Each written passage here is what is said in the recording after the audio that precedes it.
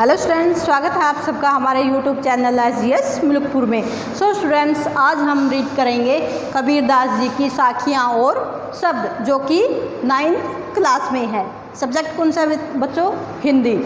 तो बच्चों, कबीरदास जी की साखियों और शब्दों को पढ़ने से पहले, इनके बारे में डिस्कस करने से पहले हम कबीरदास जी के बारे में थोड़ा सा जान लेते हैं कि कबीरदास जी कौन थे।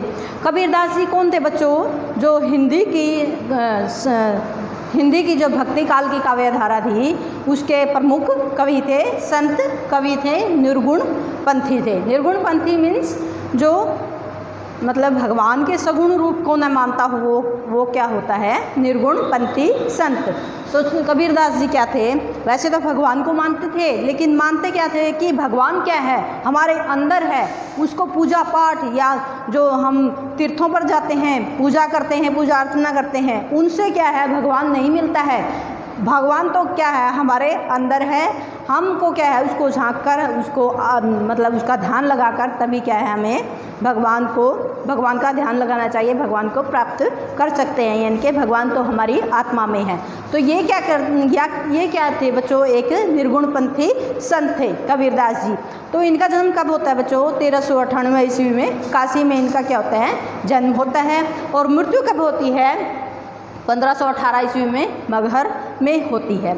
ये क्या होता है बच्चों? कबीरदास जी क्या है, इन्होंने विधिवत शिक्षा नहीं ली थी। विधिवत मीन्स ये स्कूल नहीं गए थे, ये विद्यालय नहीं गए थे। शिक्षा कैसे प्राप्त की थी? इन्होंने जो समाज में जो कुछ देखा, जो कुछ अनुभव किया अपने समाज में, उसको क्या किया, उसको देखकर साखियाँ क्या होता है? साक्षी। यानी कि जो कोई मनुष्य जिस चीज़ को देखने का साक्षी हो, वो क्या होती है? साखियाँ। कबीरदास जी ने जो कुछ अपने समाज में देखा, जो धर्म के आधार पर भेदभाव हो रहा था, उसको देखा, उसको क्या किया? अपनी साखियों के माध्यम से उतार दिया। और शब्द क्या होता है बच्चों? पद। क्या होता है? पद। उन्होंने जो कुछ भी देखा, अनुभव किया, उसको गाकर उसको पदों में लिख दिया। तो ये साखियाँ और जो शब्द है बच्चों कबीरदास जी की, ये इन्होंने बीजक नामक जो रचना है इनकी, कबीरदास जी की, उसमें संकलित कर दिया। तो इन्होंने जो देखा और अनुभव किया, उसको अपनी साखियों के माध्यम से वो बता रहे हैं। क्या बता रहे हैं? साखियों में इन्होंने क्या किया है बच्चों? ज्ञान के महत्व को बताया गया है, प्रेम के महत्व को बताया गया है, प्रभु भक्ति के महत्व को बताया गया है कि प्रभु भक्ति कैसे करनी चाहिए, और जो समाज में भाइया आडंबर फैले हुए हैं, उनका विरोध दिखाया गया है। तो पहले क्या बताया गया है बच्चों? कि मान सरोवर सुभर जल, हंसा केली कराई, मुक्ता फल मुक्ता चुगई, अब उड़ी अनंत न जाही। कबीरदास जी क्या कहते हैं कि मानसरोवर क्या है बच्चों? तिब्बत जो हमारा देश है, तिब्बत जो हमारा पड़ोसी देश है, उसमें मानसरोवर क्या है? एक झील है। और इस झील में क्या है बच्चों? हंस जो होते हैं वो क्रीड़ा करते रहते हैं। और ऐसा माना जाता है कि उस जो मानसरोवर जो झील है, उसके अंदर क्या है? मोती है। और उस मोती को क्या है? हंस चुगते रहते हैं। और इस चुगने से क्या उनको आनंद प्राप्त होता है। तो वही क्या है यहाँ पे बताया गया है कि मानसरोवर सुभर जल मीन्स जल, मतलब अत्यधिक जल से भरी हुई मानसरोवर झील में हंसा केली कराई। हंस जो है, केली मीन्स होता है क्रीड़ा, कराई मीन्स करते हैं। मानसरोवर के जल में हंस क्रीड़ा करते हुए, मुक्ता मीन्स आनंदित होकर, मुक्ता फल मीन्स मोती को चुगते हैं। मुक्ता आनंदित होकर मोतियों को चुगते हैं। क्या करते हैं बच्चों? जो हंस होते हैं मानसरोवर झील में क्रीड़ा करते हुए मोतियों को आनंद से क्या करते हैं? चुगते हैं। और अब उड़ी अनंत न जाही। अब वे क्या है? हंस जो है उड़कर, अनंत मीन्स अन्यत्र, न जाही नहीं जाना चाहते हैं। अब वे इस आनंद को छोड़कर अन्यत्र दूसरी जगह नहीं जाना चाहते हैं। ऐसे ही क्या बताया गया है कि मन रूपी सरोवर में, इसके माध्यम से क्या बता रहे हैं कबीरदास जी कि मन रूपी सरोवर में जो जीवात्मा होती है, हंस रूपी जो जीवात्मा होती है, वो प्रभु भक्ति के आनंद, प्रभु भक्ति को करने से जो आनंद मिलता है, प्रभु भक्ति के आनंद रूपी जल में विहार करते हैं। जैसे हंस विहार करते हैं ना जल में, वैसे ही क्या है? जीवात्मा जो होती है वो प्रभु भक्ति के आनंद रूपी जल में विहार करती हैं। और इस आनंद, प्रभु भक्ति को जो करने से आनंद प्राप्त होता है जीवात्मा को, उसको छोड़कर वो कहीं दूसरी जगह नहीं जाना चाहती है। यही क्या यहाँ पे बताया गया है कि प्रभु भक्ति को करने से जो आनंद प्राप्त होता है वो क्या है, उसको छोड़कर मनुष्य कहीं दूसरी जगह नहीं जाना चाहता है, उसी प्रभु भक्ति में लीन रहना चाहता है। फिर क्या बताया गया है कि प्रेमी ढूंढत मैं फिरूं, प्रेमी मिले न कोई, प्रेमी को प्रेमी मिले सब विष अमृत होई। आगे क्या बताते हैं कबीरदास जी की, मैं प्रेमी ढूंढत, ऐसे प्रेमी को ढूंढता फिर रहा हूँ, प्रेमी मिले ना कोई। कैसे प्रेमी को ढूंढता फिर रहा है कि ऐसा प्रेमी जो सच्चा ईश्वर भक्त हो। क्या हो? सच्चा ईश्वर भक्त हो। मैं ऐसे प्रेमी को ढूंढता फिर रहा हूँ जो सच्चा ईश्वर भक्त हो, लेकिन प्रेमी मिले न कोई, मुझे कोई ऐसा प्रेमी या सच्चा ईश्वर भक्त अभी तक नहीं मिला है जो भगवान से क्या है, सच्चा प्रेम करता हो। तो प्रेमी को प्रेमी मिले सब विष अमृत होए। अगर एक ऐसे प्रेमी क्या बताया गया है कि ऐसे प्रेमी को ढूंढता फिरा हूँ जो सच्चा ईश्वर भक्त हो, लेकिन सच्चा ईश्वर भक्त ऐसा प्रेमी किसको मिलता है? जो खुद क्या हो, सच्चा ईश्वर भक्त हो, उसी को क्या होता है, ऐसा सच्चा ईश्वर भक्त प्राप्त होता है। फिर क्या होता है, प्रेमी को प्रेमी मिले, प्रेमी को प्रेमी मिले। अगर एक ईश्वर भक्त को या एक ईश्वर प्रेमी को दूसरा सच्चा ईश्वर प्रेमी मिल जाता है तो क्या होता है बच्चों? फिर क्या होता है, सब विष अमृत होई। संसार में, जो जगत में विष, जो दुर्भावनाएं, जो समाज में रीत, जो धर्म जाति के आधार पर जो दुर्भावनाएं फैली हुई थी, दुर्भावनाएं रूपी जो विष होता है, जहर फैला होता है, वो क्या हो जाएगा, अमृत बन जाएगा। यानी कि एक सच्चा ईश्वर भक्त दूसरा सच्चा ईश्वर भक्त से मिल जाएगा तो आपस के क्या है, भेदभाव मिट जाएंगे और संसार में, जो जगत में जो दुर्भावनाएं फैली हुई हैं जाति के आधार पर, धर्म के आधार पर, वो क्या है, दूर हो जाएंगी और क्या हो जाएंगी, अमृत बन जाएंगी। फिर आगे क्या बताएगा कि हस्ती चढ़िए ज्ञान को सहज दुलिचा डारी, स्वान रूप संसार है भूकन दे जख मारी। क्या बताया है कि कबीरदास जी क्या कहते हैं कि अगर सवारी करनी ही है तो ज्ञान को, ज्ञान रूपी, हस्ती मीन्स हाथी, ज्ञान रूपी हाथी पर सहज, सहज मीन्स सहज ध्यान के आसन का, सहज ध्यान मीन्स भगवान में जो ध्यान लगाया जाता है उसके बारे में बताया गया है कि सहज ध्यान के आसन का, दुलीचा मीन्स कालीन, डारी डालकर चढ़ना चाहिए। आपने देखा ही होगा कि जब कोई हाथी पर चढ़ता है कोई मनुष्य है तो पहले क्या करता है, उस पर कोई मतलब मुलायम सा दुलीचा या कालीन बिछाता है, फिर उसके ऊपर चढ़ता है ताकि जो उसकी यात्रा है वो आरामदेह हो। तो उसी के बारे में यहाँ पे बताया गया है कि अगर ज्ञान रूपी हाथी पर चढ़ना है तो क्या करना चाहिए, पहले सहज ध्यान का आसन लगाकर, कालीन बिछाकर उस पर चढ़ना चाहिए। और फिर क्या करना चाहिए, स्वान रूप संसार है भूकन दे जख मारी, किसी की परवाह किए बिना स्वान रूपी मीन्स, स्वान क्या होता है, कुत्ते जो भौंकते रहते हैं, कि ये संसार क्या है, स्वान रूप है, कुत्ते का रूप है। भूकन दे, ये भौंकता रहता है, जख मारी, उनको झक मारने दो। क्या कहा गया है कि इसकी जो हाथी की जो सवारी करनी है उसको कैसे करनी है, जो ज्ञानी जो लोग होते हैं वो किसी की, जो कुत्ते जो लोग होते हैं, जो व्यंग्य करने वाले जो लोग होते हैं, जो बातें बनाने वाले लोग जो होते हैं, उस पर उनकी परवाह किए बिना शान से क्या है, सवारी करनी चाहिए या अपने कर्तव्य का पालन करना चाहिए। क्या करना चाहिए ज्ञानी लोगों को, क्या करना चाहिए, जो व्यंग्य करने वाले जो लोग होते हैं, जो उन पर बातें बनाने वाले जो लोग होते हैं, उनकी परवाह किए बिना अपने कर्तव्य का पालन करना चाहिए।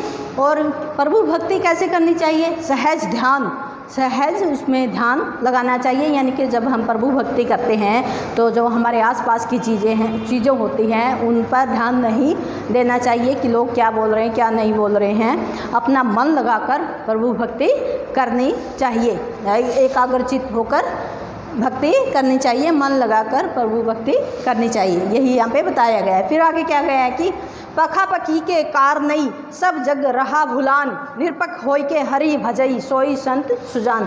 पखापखी के कारण, पखापखी मीन्स पक्ष विपक्ष के कारण या पक्ष विपक्ष के बंधन में पड़कर, सब जग रहा भुलान, जो लोग होते हैं धर्मों जातियों में की सांसारिकता में पढ़कर सब जग रहा भुलान, सब जग जो संसारिक लोग होते हैं वो क्या है, रहा भुलान, अपने आप को भुला देते हैं, अपने जीवन के वास्तविक लक्ष्य को भुला देते हैं। क्यों? क्योंकि वो धर्मों जातियों के बंधन में पड़ जाते हैं, इसलिए अपने जीवन में जो उन्होंने लक्ष्य निर्धारित किए हैं उनको भुला देते हैं। निरपक होई के हरि भजई, जो मनुष्य निरपक होई के, निरपक्ष मीन्स निष्पक्ष होकर या तटस्थ होकर हरि भजई भगवान का भजन करता है, सोई संत सुजान, वही सोई मीन्स वही मनुष्य संत होता है, सुजान और ज्ञानी होता है। क्या होता है कि मनुष्यों को क्या करना चाहिए, धर्मों और जातियों के बंधन में नहीं पड़ना चाहिए और निष्पक्ष होकर भगवान की क्या है, भक्ति करनी चाहिए। इसी के कारण क्या है, मनुष्य है संत कहलाता है और क्या है, ज्ञानी कहलाता है। फिर आगे क्या बताया कि हिंदू मुआ राम कही, मुसलमान खुदाई, कहे कबीर सो जीवता, जो दूहों के निकटी न जाई। हिंदू क्या होते हैं बच्चों, हिंदू लोग क्या होते हैं, राम कही, राम नाम कहते हुए, और मुसलमान लोग जो होते हैं खुदा कहते हुए मुआ मर जाते हैं। हिंदू लोग राम कहते कहते और मुसलमान लोग जो है खुदा कहते कहते मर जाते हैं। कहने का मतलब क्या है कि धर्म के आधार पर हिंदू और मुसलमान जो लोग होते हैं आपस में झगड़ते रहते हैं। कहे कबीर सो जीविता, कबीरदास जी कहते हैं कि वही मनुष्य जीवित रहता है या उसी मनुष्य का जीवन सार्थक होता है जो दूहों के निकट न जाए, जो दूह मीन्स दोनों के निकटी न जाए, जो निकट नहीं जाता, इन दोनों के निकट नहीं जाता। कहने का भाव क्या है बच्चों कि कबीरदास जी कहते हैं कि जो मनुष्य धर्म और जाति के बंधन में न पड़कर अपने जीवन में प्रभु भक्ति में लीन रहता है या अपने धर्मों और जातियों के बंधन में नहीं पड़ता है, वो उसी का जीवन क्या है, सार्थक होता है। वही मनुष्य क्या है, अपने जीवन के लक्ष्य को प्राप्त कर सकता है। आगे क्या बताते हैं कबीरदास जी की, काबा फिरी काशी भया, राम ही भया रहीम, मोट चून मैदा भया, बैठी कबीरा जिम। कबीरदास जी क्या कहते हैं कि काबा मीन्स जो मुसलमानों का जो धार्मिक स्थल है उसे क्या कहते हैं, काबा। तो काबा फिरी काशी क्या है, जो हिंदुओं का तीर्थ स्थल है काशी, वो उसके बारे में उसका नाम है ये काशी।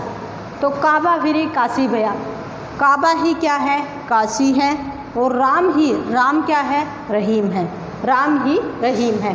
क्या बताया कि ईश्वर क्या है, एक है, लेकिन उसके नाम क्या है, भिन्न भिन्न है। जैसे राम है, रहीम है, या कुछ भी और खुदा कह देते हैं, राम कह देते हैं, रहीम कह देते हैं, श्री कृष्ण भगवान कह देते हैं, जीसस कह देते हैं। ऐसे ही क्या है, कबीरदास जी कहते हैं कि भगवान तो एक है लेकिन उसके नाम क्या है, हमने भिन्न भिन्न रख दिए हैं, भिन्न भिन्न क्या कर दिए हैं, रख दिए हैं।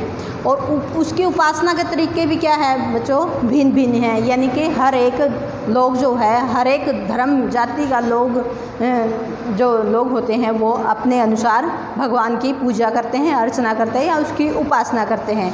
कोई अपने मन के अंदर उपासना करता है, कोई बाहर से मतलब हाया आडम्बरों से पूजा अर्चना भगवान की करता है। तो भगवान के क्या है, उपासना के तरीके भी क्या है, अलग अलग है।